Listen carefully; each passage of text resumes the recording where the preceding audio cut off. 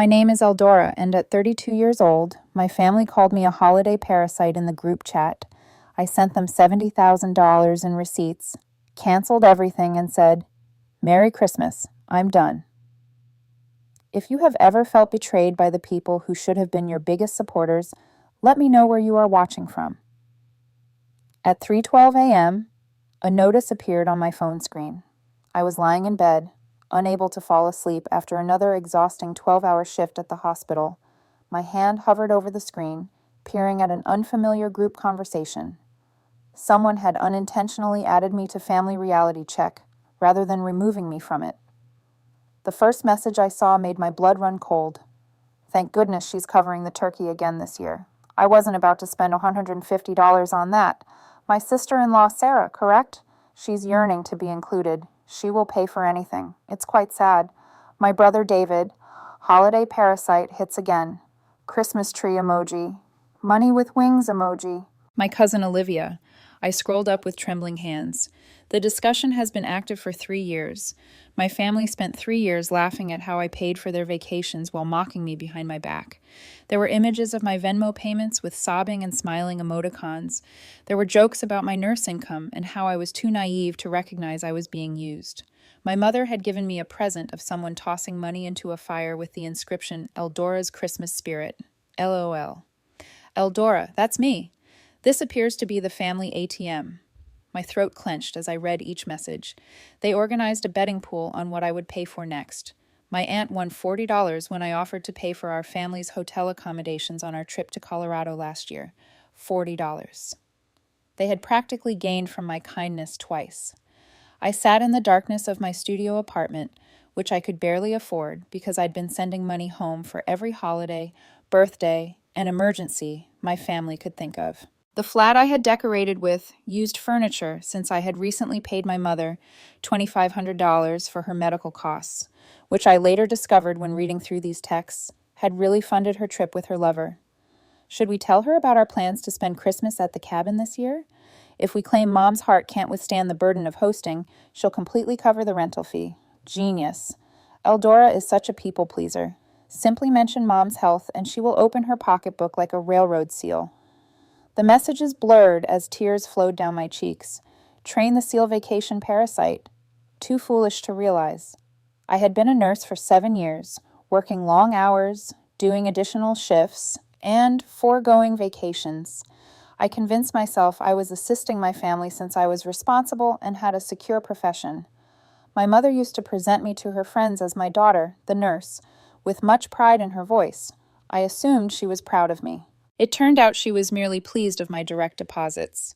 The worst message came from my younger sister, Chloe, whom I assisted in completing her undergraduate education. I'd pay for her textbooks, food plan, and even her sorority dues if she complained about feeling left out. Eldora is working another holiday shift this year. More money for us. Maybe I'll finally get that Gucci bag I want since she's covering Christmas dinner and the gifts for Mom and Dad. You're a demon, Alamu. But honestly, she makes it too simple. She offers to pay. That is on her. I volunteered because every time I returned home, someone casually mentioned how difficult things were financially, how Dad's vehicle needs repairs, how David could not afford Christmas presents for his children. Grandma's medicine was very pricey. I felt bad for having a consistent salary while others appeared to struggle. But David had shared Instagram posts from his weekend vacation to Vegas 3 days after I handed him $750 for his children's Christmas presents. Sarah wore a new designer handbag in each photograph. Chloe's apartment was full with pricey furnishings and decorations. They were not striving. They were wasting my money as I ate ramen and worked additional shifts. I continued browsing through the chat history. Every message is a fresh wound. There were discussions about my weight, my dating life, and my mundane employment experiences. Olivia had written lines about how I showed up to her wedding wearing a Target dress while everyone else wore luxury brands. What do you expect from someone who spends all of her money on others? Lal had said the cognitive dissonance was staggering. They ridiculed me for not spending money on myself while also taking advantage of that fact. I discovered notes from last Easter when I had sent Mom $12,200 for the family supper. She informed me she was entertaining 20 people and needed help footing the fees. The conversation conveyed a different story. Only 8 people are coming, but Eldora does not need to know that the additional money will pay my Botox session. Lao. My hands were so shaky that I almost dropped my phone. My mother used the money I earned from 12-hour stints, washing up body wastes, and holding dying patients' hands to inject chemicals into her face. Then she shared pictures with the remark, "Blessed and grateful for family." There was a whole thread about my last birthday. I turned 32 and spent it alone in my apartment with a grocery store cupcake because I had been working 2 shifts. I'd shared a single Instagram snapshot of the cupcake with a candle titled "Another Year Wiser." The family discussion had exploded. "Have you seen Eldora's sad birthday post? So pitiful. Maybe if she wasn't always working, she'd have more pals. She works full-time, so she can send us money." It is currently referred to as priorities. Sarah gave a gift of someone weeping into a cupcake. There are 15 laugh reactions. I had worked that extra shift because David had called to complain about his electricity being turned off. He urgently needed $400. I took on the extra shift, paid him the money, and spent my birthday weary and alone. His electricity had never been turned off. 2 days after my birthday, he wrote about his new gaming PC. Everything is top-notch, easily $1,800 in equipment. The pattern appeared everywhere. When I started researching, I discovered that every emergency that had taken me away from my own life, even my own wants, had been invented or exaggerated. The situation would be conveyed with tears and despair. I'd transfer money, and within days, there'd be social media posts detailing where my salary had gone. My aunt's faulty heater from January had really been operating well. She had hoped to go on a trip to Miami. My money had paid for her flights and lodging, and she informed me she was wrapped in blankets until the repairman could arrive. I discovered a note from my mother to the group sent 2 Christmases ago. Eldora just asked if she may bring someone to Christmas dinner, a guy from her hospital. I told her we didn't have any space. Ha ha ha. We can't have her sidetracked from her duty as family ATM by a boyfriend. I had been seeing James, a respiratory therapist, for 3 months. I was delighted to present him to my family.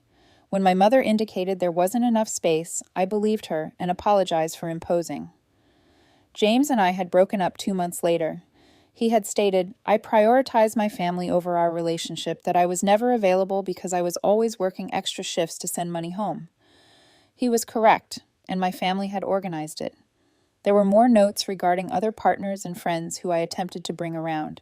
My family had purposefully separated me, keeping me alone and loyal to them. The more lonely I felt, the more I looked to them for companionship. The more I turned to them, the more money came their way. It was psychological warfare masquerading as family. I found betting pools based on my life decisions. When will I get a new car? I was still driving a 15-year-old Honda because whenever I saved enough for a down payment, someone had an emergency. Will I ever leave my sad little apartment? What is the best justification for getting money for the forthcoming spring break? They had weaponized my sympathy. Every positive trait I possessed had been recognized, evaluated, and utilized for profit. The conversation was still live.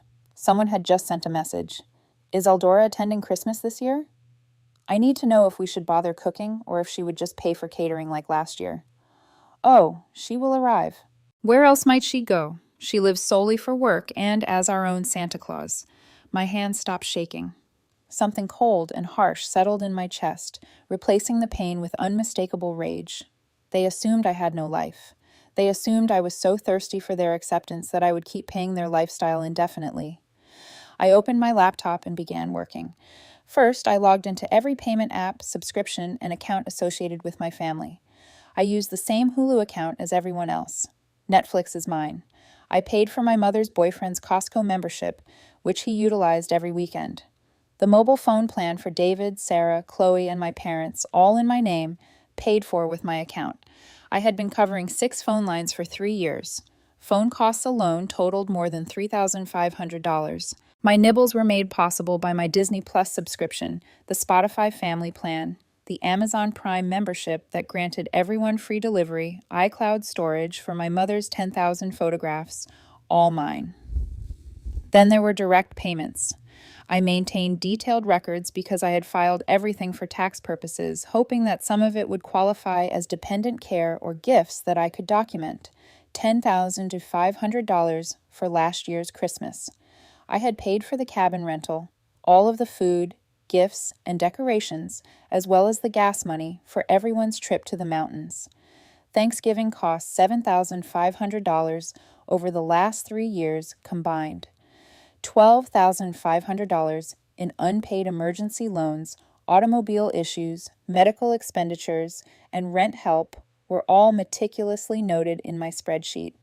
$5,500 for Chloe's schooling and $3,000 for David's children's birthdays and gifts. The list continued on and on and on.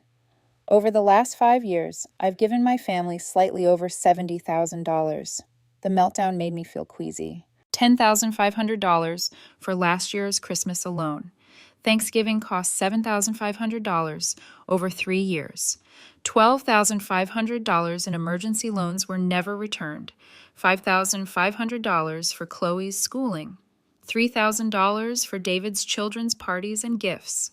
Phone costs totaled $3,800 over a 3-year period. $6,500 for streaming services and subscriptions, $5,000 for insurance premiums and warranties, $3,700 in medical crises that were actually vacations. Over the course of 2 years, Mom's subscription boxes cost $2,800. Sarah's meal kit service cost $2,500. $1,000 for various crisis payments. $70,000.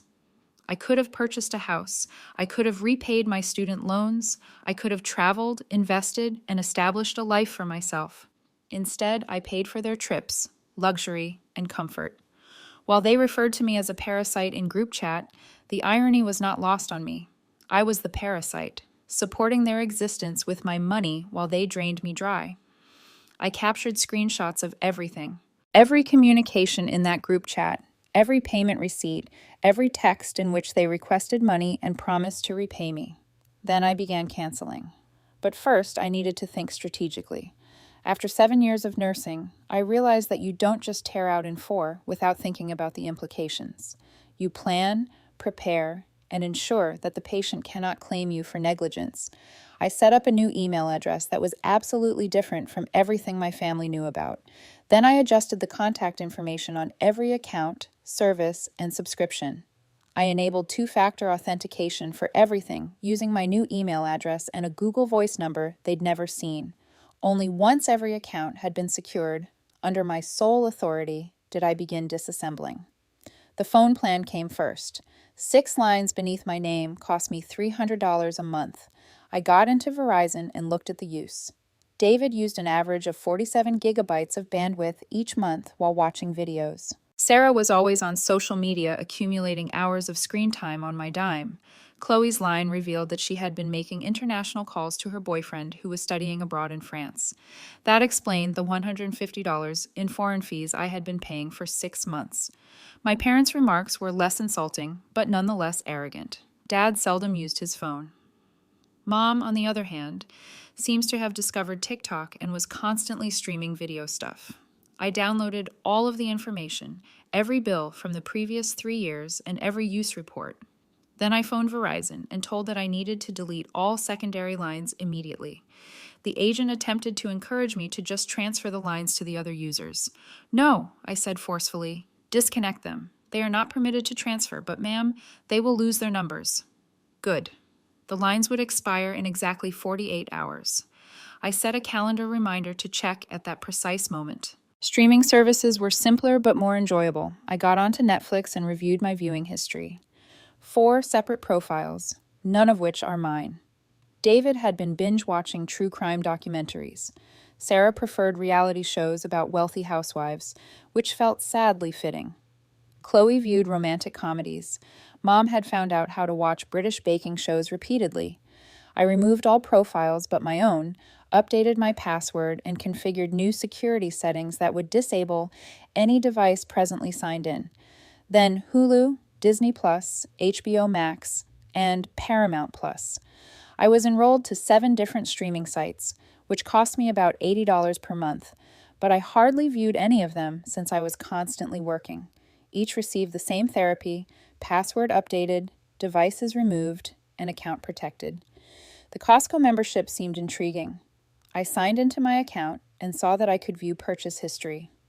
My mother had been shopping there twice a week. The purchases varied from basic grocery to luxury products such as a $500 outdoor furniture set, a $250 stand mixer, cases of premium wine, and party platters for occasions to which I had never been invited. David had evidently purchased auto supplies, including a complete set of winter tires in October. I'd been informed he couldn't afford the tires, so I paid him $400 for auto repairs. I terminated the subscription and asked for a pro-rated refund for the remaining months. I received a $75 refund. The iCloud storage cancellation was likely the most little, but it made me very happy. Mom had backed up her entire digital life to my 2 terabyte plan: photographs, films, and papers. I dropped to the free 5 GBTE subscription and watched as the system instantly began notifying her that her backup had failed. She would not lose anything permanently, but she would have to find out her own cloud storage. At her age and technical ability level, she would be frustrated for weeks. I imagined her phoning David or Chloe for assistance, them understanding I'd cut them off, and the growing terror that their free ride had ended. Then followed the less noticeable, but more expensive cancellations. I had been paying for David's auto insurance for the last year. He'd contacted me, concerned about losing coverage, and I'd added his car to my multi-vehicle policy. That was $200 every month, which I would never see again. I phoned my insurance company and had his vehicle taken immediately. The spokesperson warned that there may be a gap in his coverage. That's his problem, I explained. I had been paying for Chloe's gym membership at a high-end fitness club. She informed me she needed it for her mental health, but couldn't afford the $75 per month price. I had placed it up on autopay and forgotten about it. I contacted the gym to cancel. No notice time was required because I was the account holder. There was more. There's so much more. I had been paying for Mom's subscription boxes, 3 distinct ones: monthly delivery of beauty goods, food, and literature. Total monthly cost, $120. It's all canceled. Sarah had grumbled about not having time to food shop with the kids, so I had been covering her membership to a meal kit service. That was $220 per month for pre-portioned food brought to her door while I ate frozen dinners between shifts. Canceled. Dad's roadside assistance package.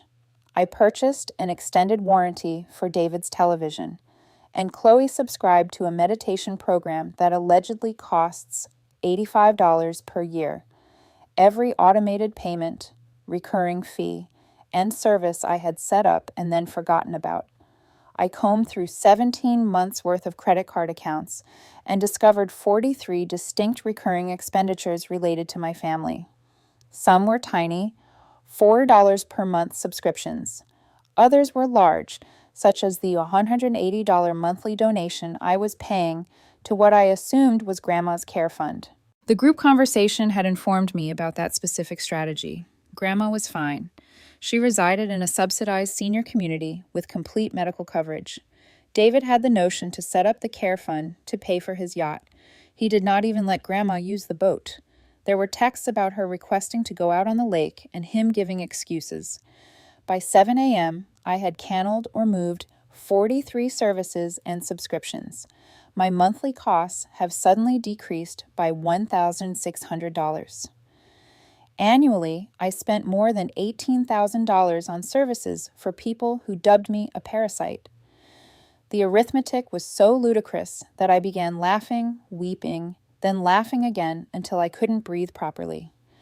I wrote an email to my landlord indicating that I would not be renewing my lease once it ended in 3 months. I'd been doing month to month anyhow. Then I started looking at flats in Portland, 3 states away, where I had been given a position at a famous hospital the previous year. I turned it down because my family had guilted me into moving away.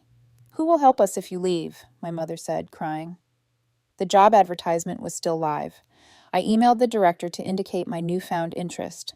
By 5 o'clock a.m., I'd filed chargebacks on 3 loans that my relatives claimed were for medical crisis, but that based on their social media posts had been used for entertainment and luxury items.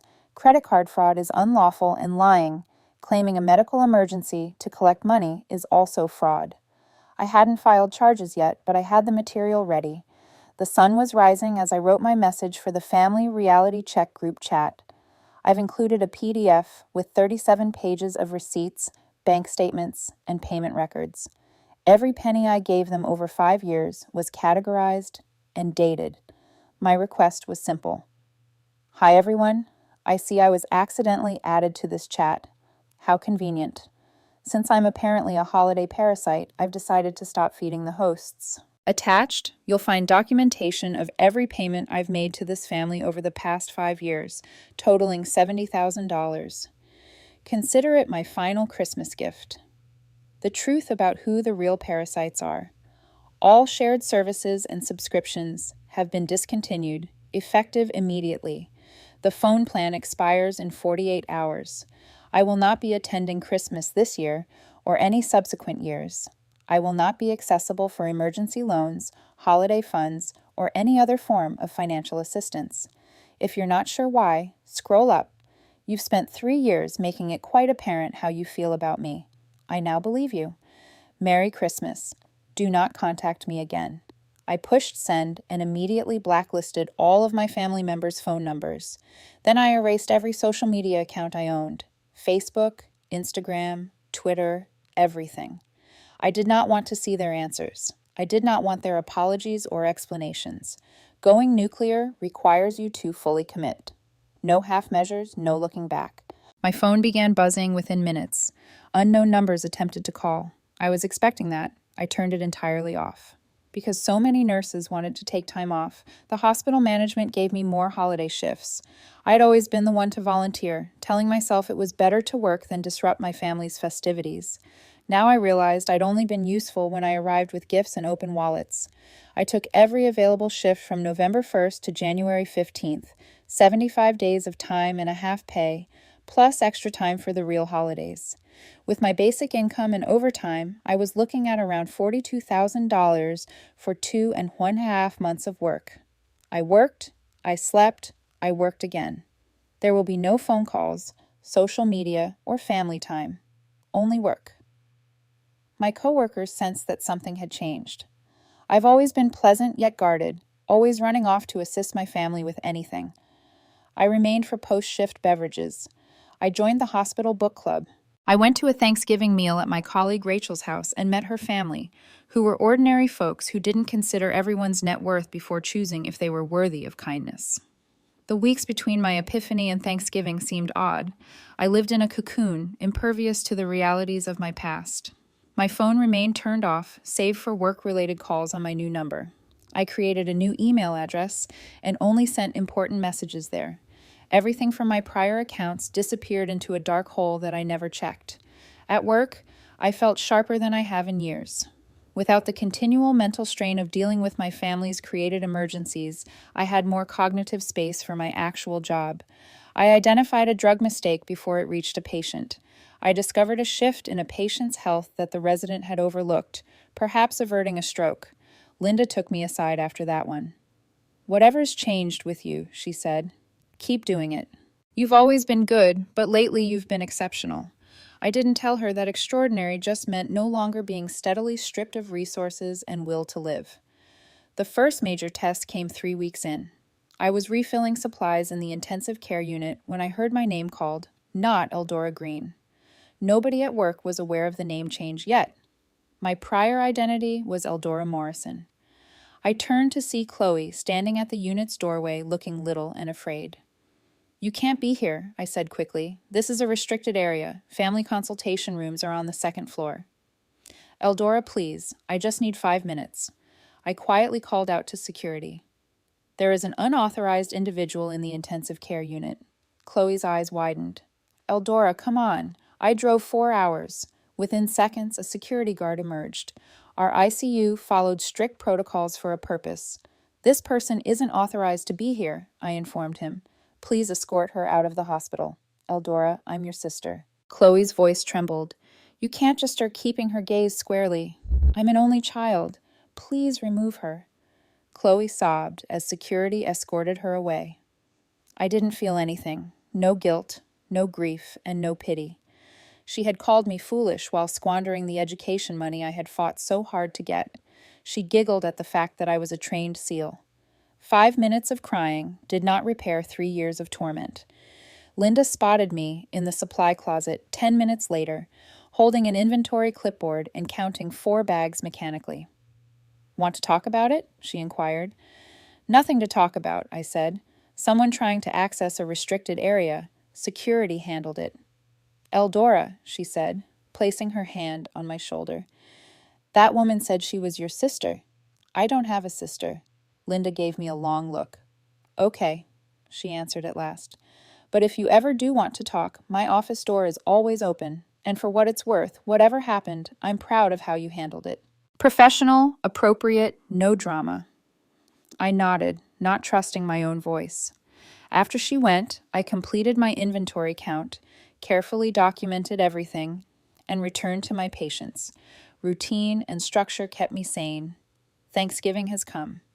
Rachel's invitation was real, and I had accepted. I arrived with an expensive bottle of wine and a handmade sweet potato casserole, which I could not have afforded in my previous life. Rachel's home was cozy and chaotic in the greatest way. Her husband Mark made dad jokes while roasting the turkey. Their 3 children rushed around playing some complicated game with a foam sword and a lot of shrieking. Susan, Rachel's mother, was in the kitchen teaching her youngest daughter how to prepare pie dough from scratch. You must be Eldora, Susan remarked, wiping flour from her hands on her apron. Rachel talks about you constantly, the brilliant nurse who never complains about double shifts. That's me, I said, feeling embarrassed. Compliments still seemed alien. Well, we're glad you're here, Susan replied cordially. Rachel says, you're alone for the holidays. There it was, the inevitable question. I prepared for it. My family and I aren't in contact anymore, I answered plainly. Talk situation. Better for everyone that I stepped away. Susan nodded knowingly. Good for you. Too many people stay in harmful situations because of obligation. Family should make you feel loved, not used. The term used struck a different chord coming from a stranger. Validation from someone who had no stake in the game. Dinner was both noisy and excellent. Nobody cared about the cuisine, which was nice, but not remarkable. Mark's turkey was slightly dry. Rachel had oversalted the green beans, and one of the kids spilled a glass of cranberry juice. Everyone laughed it off. Susan related a tale about unintentionally serving a turkey that was frozen in the center to 20 guests. We ordered pizza, she remarked, chuckling. Best Thanksgiving ever, because it was the year we stopped pretending everything had to be perfect. I reflected on my family's Christmases when I'd paid for professional cuisine and extravagant decorations in order to project a successful image. Meanwhile, they were mocking me in their group chat for trying too hard. This informal, flawed dinner with near strangers was more enjoyable than any Christmas I'd spent with my biological relations. Rachel and I had a coffee break on the back patio after dinner, while the kids played board games. Thank you for inviting me, I said. This was really nice. Thank you for coming, Rachel said. I know it probably feels weird spending holidays with coworkers. You're more than a coworker, I admitted, surprising myself with my candor. You're a friend, maybe my only real friend. Rachel was quiet for a minute. What happened with your family, Eldora? You don't have to tell me, but I've worked with you for 3 years, and you've changed so much in the past month. You're lighter somehow, like you were carrying something heavy and finally put it down. I told her, not everything, but the core of it, the group chat, the mockery, the money. Rachel listened without interrupting, her countenance swinging from amazement to fury to grief. $70,000, she repeated when I finished. Eldora, that's financial abuse. You know that, right? I hadn't thought about it that way. Abuse seemed like a harsh term. Rachel kept going. They manipulated you, lied to you, isolated you, and exploited your kindness for years. That's abuse. The fact that they're family doesn't make it less severe. It makes it worse. Hearing it labeled so clearly affected me. My eyes burned with tears that I refused to weep. I feel stupid, I acknowledged, like I should have seen it sooner. Con artists target smart people, Rachel stated with determination, because smart people think they're too smart to be conned. You're not stupid, you're kind. They weaponized your kindness. That's on them, not you. Rachel's adolescent daughter complained that her phone was ancient. Rachel assured her she could get a new one if she saved up her allowance. Nobody expected someone else to fund their desires. It was such a strange thought that I nearly sobbed into my mashed potatoes. December 24th came. I worked a 12-hour shift in the ICU. Around 3 p.m., a woman in her 60s approached the nurse's station, seeming disoriented. "I'm trying to find my daughter," she stated. "She's a nurse here, Eldora Green." Despite the alterations, I knew her immediately.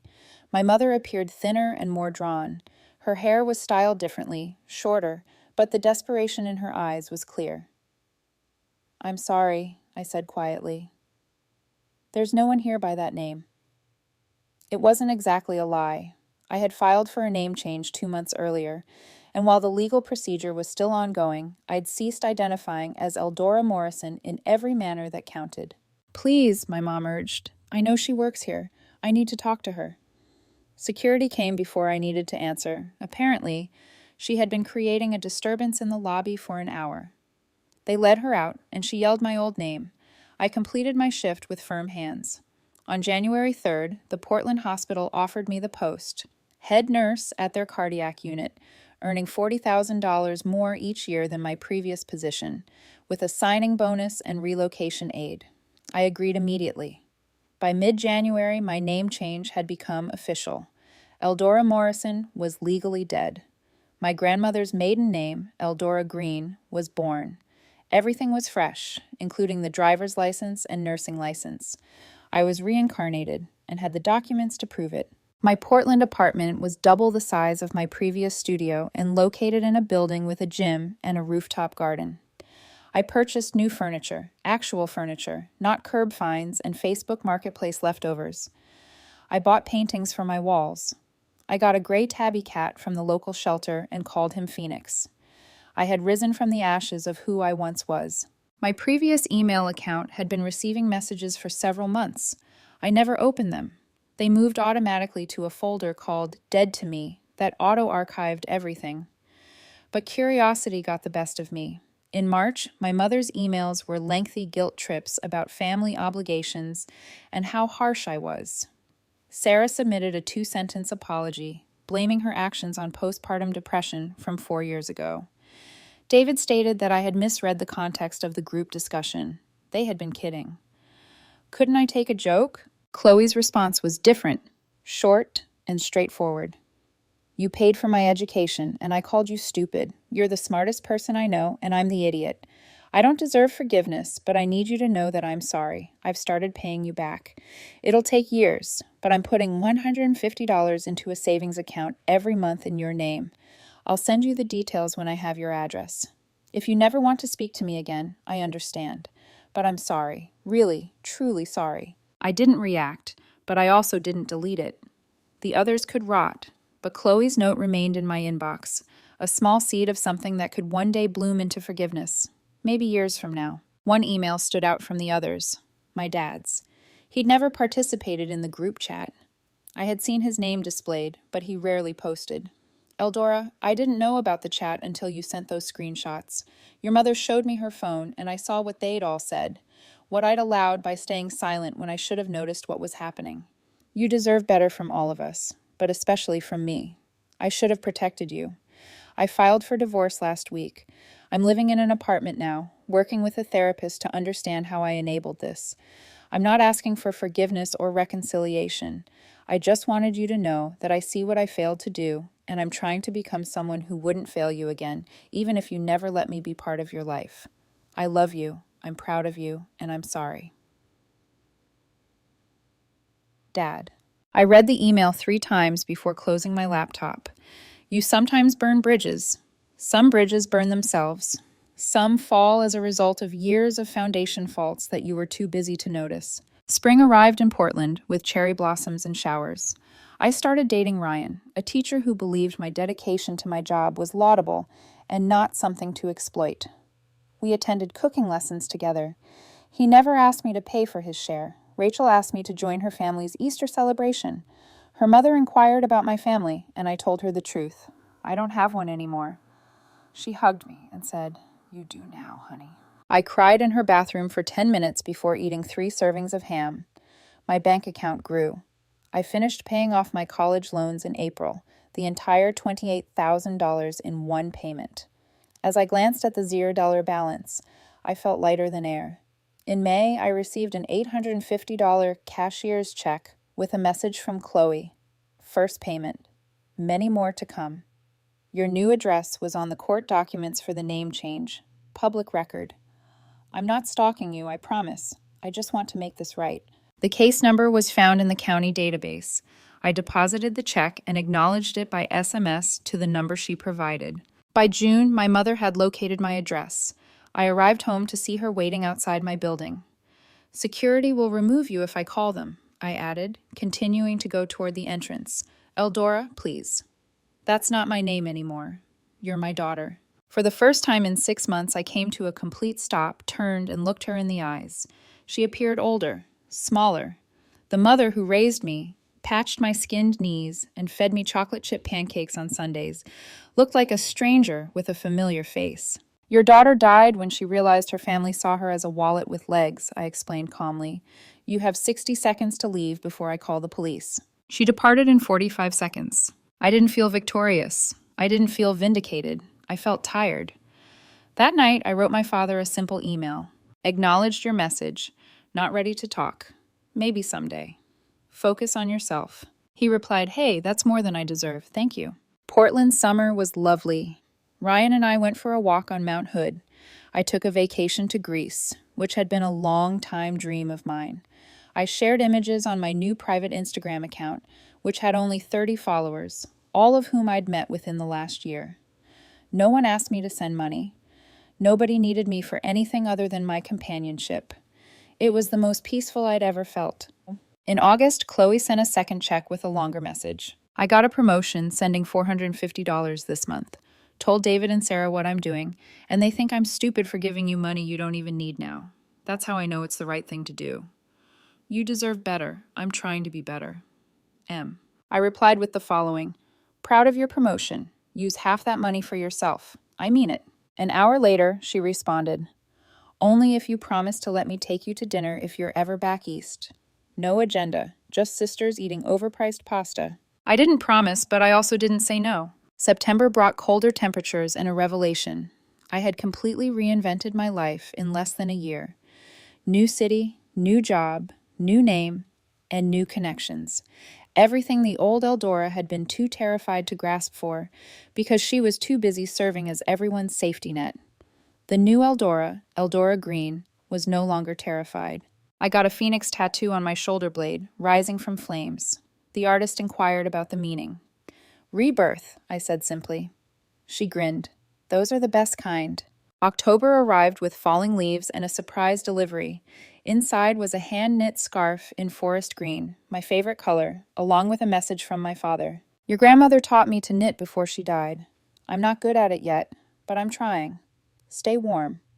No response needed. The scarf was uneven and had a few drop stitches. It was perfect.